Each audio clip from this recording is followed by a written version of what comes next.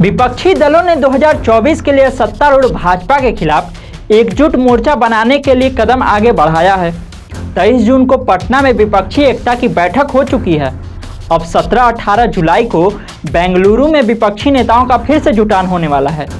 इस बीच भाजपा भी अपने नेतृत्व वाले राष्ट्रीय जनतांत्रिक गठबंधन यानी एनडीए में एक नई जान फूंकने की कोशिश में जुट गई है।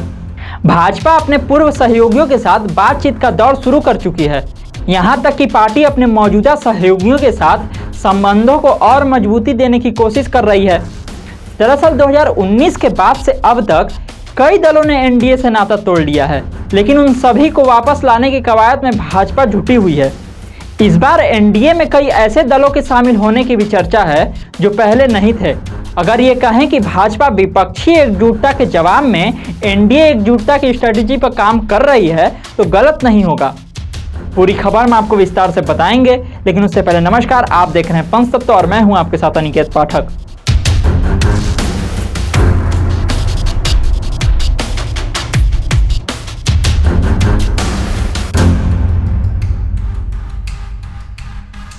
सूत्रों की माने तो 2024 लोकसभा चुनाव के लिए कर्नाटक में भाजपा और जेडीएस के बीच गठबंधन की कवायद शुरू हो गई है।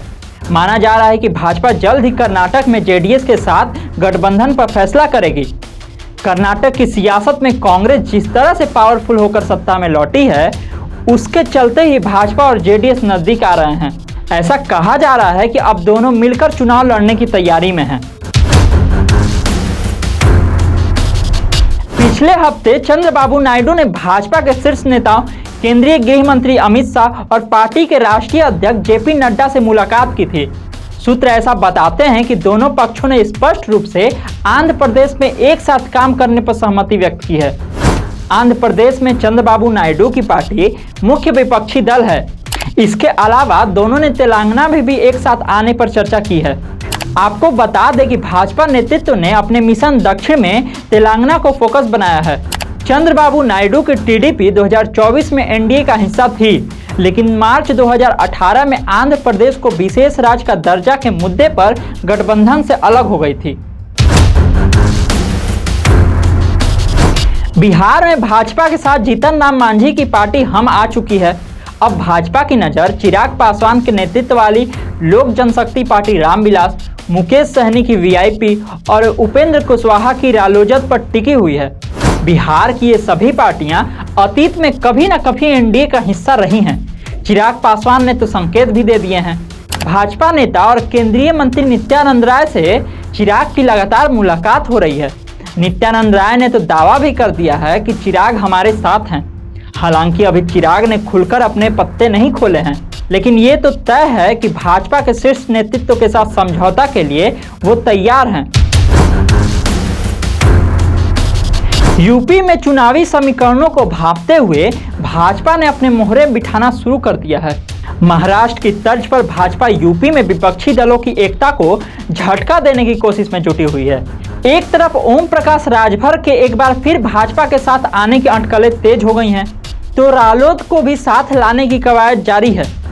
यूपी में भाजपा के साथ अनुप्रिया पटेल का अपना दल संजय निषाद की निषाद पार्टी का गठबंधन पहले से है।